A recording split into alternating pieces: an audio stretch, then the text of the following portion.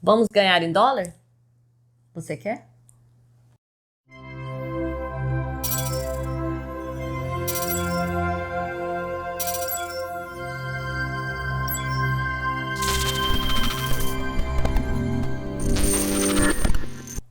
Eu sou a Naira. Eu sou o Alex, nós somos o Casal da Bolsa.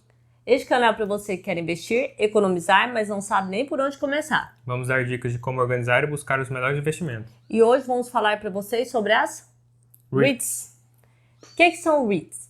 Pessoal, aqui no Brasil nós temos os fundos imobiliários, só que temos umas REITs. O que são as REITs? Ela tem uma pequena diferença do fundo imobiliário. Qual é, Alex? Aqui no Brasil a gente tem os fundos imobiliários que são fundos mesmo. Ou seja, você está comprando uma cota de um determinado fundo que investe no setor imobiliário. Pessoal, então os REITs, eles se diferenciam um pouco dos nossos fundos imobiliários. Por quê?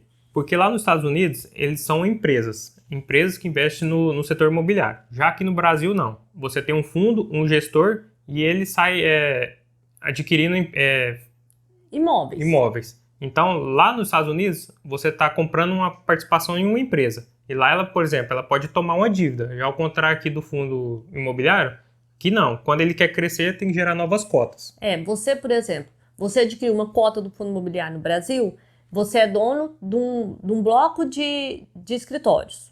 Na Paulista ali, né, que é importante, você tem um bloco de escritórios. Então, lá tem inquilinos, vai ter um gestor que vai passar cobrando os aluguéis e vai ser rateado entre os cotistas. Agora, as REITs não, são empresas.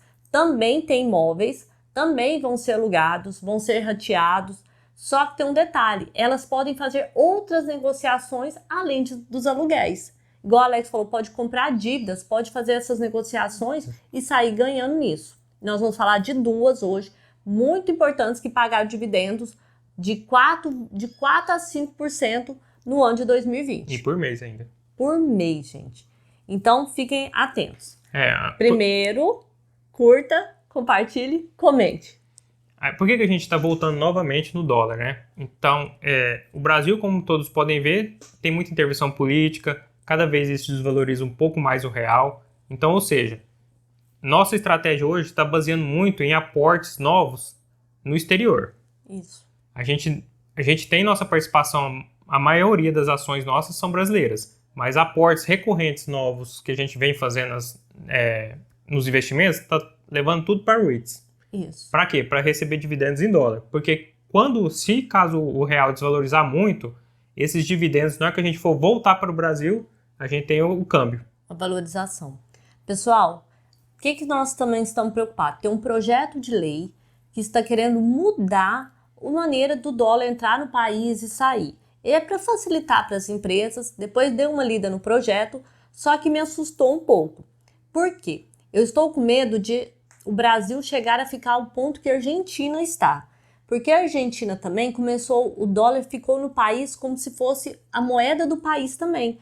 Você chega numa loja na Argentina, você pode usar a moeda do país, pode usar o dólar, que lá é normal. Só que desvalorizou mais a moeda e o papel deles não vale nada praticamente hoje em dia. Então o Brasil, meu medo é com esse novo projeto de lei ficar mais ou menos assim. Depois o Alex vai pôr a descrição da lei aqui, se vocês quiserem dar uma lida, entender um pouco mais, mas se a gente ler, dá uma assustada, sabe? Talvez você leia e tenha outra visão, mas me assustou um pouco da nossa moeda perder mais o valor do que ela já está no momento, né? Então vamos começar a falar do que importa. Da REITs. O primeiro que a gente vai falar aqui é Real Income, que o ticker na bolsa lá nos Estados Unidos é O. Só O. É uma empresa, ela tem 6.500 imóveis na área de varejo. E são, maioria, essas lojinhas de rua. Tem farmácia, 1,99, imóveis menores. Que, imagina, gente, quanto menor, a gente pensa assim, muita coisinha pequena, mas são 6.500 imóveis em lojas de rua que tem muito mais clientela, né? Muito mais aberto ao povão mesmo. E 10% é no setor industrial. Que é os galpões logísticos. Isso. Eles pagaram 4,6% no ano. Aí você fala para mim, nossa, é pouco. Só que eles estão dentro de uma categoria que chama... os dividendos aristocráticos. Eu não entendi o que ele falou. O que é isso? Fala para eles, Alex. Essa classe é aquelas empresas que ficaram 25 anos só pagando dividendos crescentes. Isso. Nenhum ano ficou abaixo do ano anterior. Foi consecutivo o aumento. Isso, durante 25 anos. Aí você fala, mas 4,6, só que tem uma coisa. Essa empresa, essa REITs, além de pagar dividendos, ela não foca nisso, ela tem outros focos. Então, a empresa, quem tem papéis dela, recebeu esse dividendo em dólar e teve um aumento ano passado de 15% no papel. Então, foi mais do que a Bolsa Americana no ano passado. Isso é uma grande vantagem para o investidor, porque você tem um papel só pensando no dividendo, só que ela pega durante o ano, ela já tem um aumento maior que a Bolsa. Maior que você ficar comprando e vendendo, negociando, tendo um trabalhão, você já teve um lucro de 15%. O contrário do fundo imobiliário aqui, que geralmente eles ficam assim, a diferença das ações que ficam, eles não é tão volátil, né? Isso. E lá nos Estados Unidos não. Por ser uma empresa, ela há essa valorização da cota. Porque ela faz outras negociações além de receber só o aluguel. Exato. Qual que é a outra? Só lembrando aqui, a parte de dividendos nos Estados Unidos, importante. Já é debitado já, quando cai o dividendo na corretora, já fica 30% já retido na fonte. Então, o que acontece? A FIS de declaração aqui no Brasil, você não vai pagar algum imposto, porque eles já têm um acordo de bitributação. O imposto já vai ficar lá. Só que aqui no Brasil, você deve pegar seu informe de rendimentos e declarar. Você não pode ficar sem declarar, porque dá o maior problema, bloqueia CPF. Então, a declaração é obrigatória. Simples. Declarar é simples. Por exemplo, a gente usa a Avenue. A Avenue, ela tem um informe de rendimentos que ela já faz o cálculo certinho da compra, do valor de compra daquele dividendo. Por que eu falo compra daquele dividendo? Porque quando cai o dividendo, você tem que pegar o valor da cotação do mês anterior. Então, ela já calcula isso para você. Só basta você informar lá no imposto de renda. E quanto que eu vou pagar imposto de renda se eu tiver um negócio em dólar?